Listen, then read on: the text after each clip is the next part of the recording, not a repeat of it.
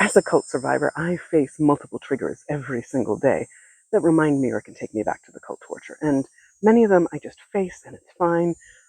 But I am really, really aware of what they go down to. And I just had an example of that. I'm leaning against this tree, recording a video, and I feel little creepy crawly something crawling over me on my skin.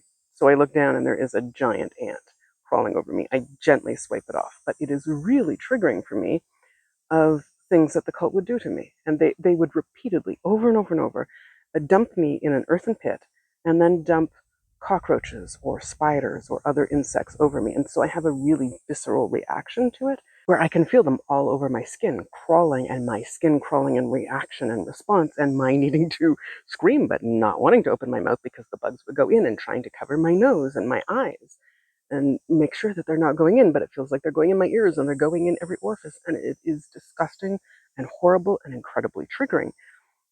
I do not like insects on me ever, and it would be another reason why being in the outdoors is hard for me, along with lots of other cult torture that happened in the outdoors, but I can handle the trigger. If there were multiple bugs crawling on me at the same time, it would be a lot harder. And if it were bugs that the cult actually used on me, then it would be even harder. There's levels of this. But there's one other trigger that I face, like so often, and I just like to stay away from bugs. Thank you very much. But so, also, Halloween, people so often have insects, and especially like giant spiders, out. And it again reminds me of horrible things that the cult did, and just absolutely disgusting, gross things.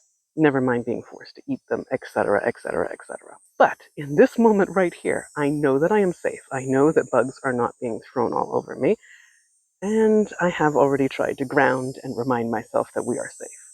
And I'm trying to get rid of the creepy, crawly, awful feeling on my body that is a response to the trauma that I went through.